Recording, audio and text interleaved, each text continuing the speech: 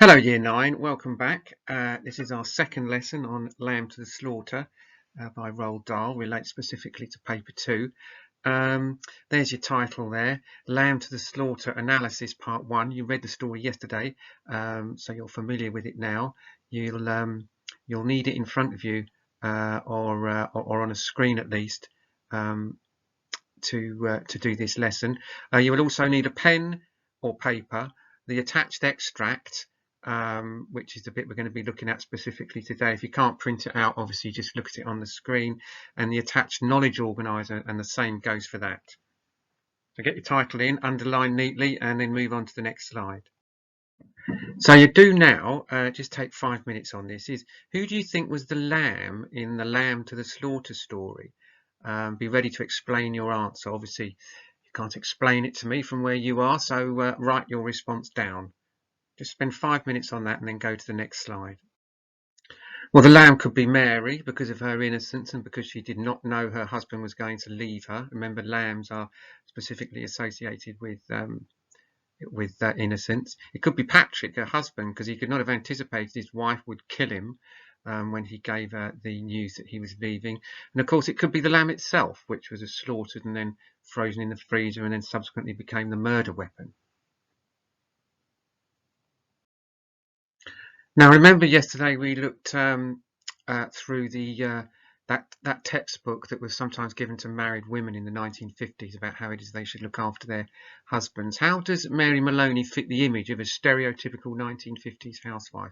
And stereotypical simply means, a common type of housewife, the usual type of housewife of the 1950s. And then I want you to make a list of the things Mary Maloney does to welcome her husband. So when you've done that, you want to have, and then you want to write a paragraph after that once you've made that list, so that says, how does Mary Maloney feel about her husband? And I want you to find 2 different pieces of evidence from the text that support that answer, support your response. And that's part of what I want you to upload at the end of the lesson. Spend 10 minutes on that. Thank you. Here's a type of response. I wouldn't expect yours to obviously be exactly the same as this, but possibly it's, hopefully rather, it's something like this. She's cleaned and heated the house. She's prepared the drink. She greets him as he comes in, and she hangs his coat in the closet. She offers to get him another drink and to fetch him his slippers. She adores him. Here's the evidence. For her, this was always a blissful time of day. She loved to luxuriate in the presence of this man. She loved the way he sat loosely in a chair. So there you are. That's my response. Upload yours at the end of the lesson. I'll be interested to see it. Okay, now looking at the extract that I've attached to class charts there, underline or highlight the parts of the text which make you think Mr. Maloney is some bad news for Mrs. Maloney. And for extra credit, what technique is being used? And then underline or highlight the parts of the text that make us feel sorry for Mary Maloney. What technique is this?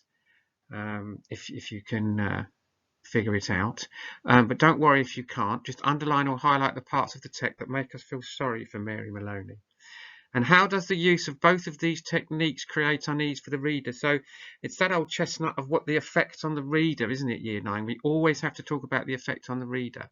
So we're looking for the parts where Mr. Maloney says he's got some bad news. Highlight those. Technique if possible, and highlight the parts that make us feel sorry for Mary Maloney.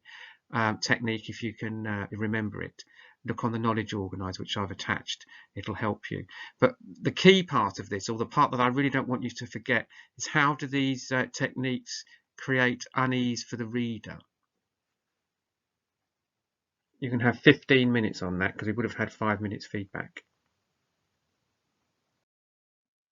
Okay, you can see what I've done here. Yellow highlighting is foreshadowing or build up of tension.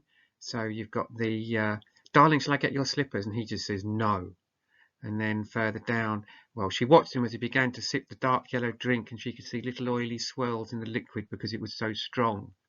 I think it's a shame, she said, that when a policeman gets to be as senior as you keep him walking about on his feet all day long. He didn't answer. So that's foreshadowing, that's building up tension. So I won't read the rest of it out. You can see what's gone on there. Pathos is the stuff that makes her feel, is the parts of the text that make us feel sorry for Mary Maloney, and yellow is foreshadowing the parts that build up tension. And the same goes here. Yellow is building up tension, and the purple is pathos, making us feel sorry for Mary Maloney. So the two techniques are foreshadowing and pathos. The foreshadowing is all in yellow and the pathos all in pink. The foreshadowing builds tension. The pathos makes us feel sorry for Mary Maloney.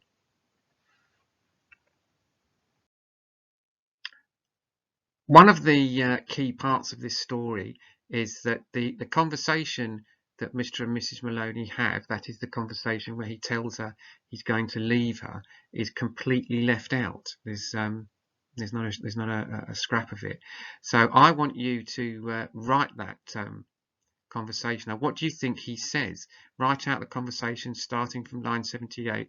I hope you won't blame me too much. Now, why is he leaving her? Has he met someone else?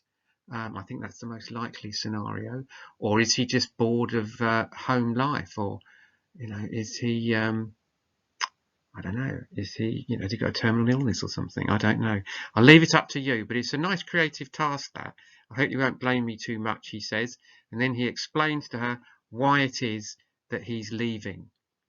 Bearing in mind that she's pregnant and so on. So, it would have to be something of pretty major. So do that, and then upload your work onto ClassCharts, and hopefully I can give you all lots of achievement points, because I'm really looking forward to reading that creative part. I might have a go at it myself, actually. Anyway, Year 9, thank you very much, and I'll speak to you next time.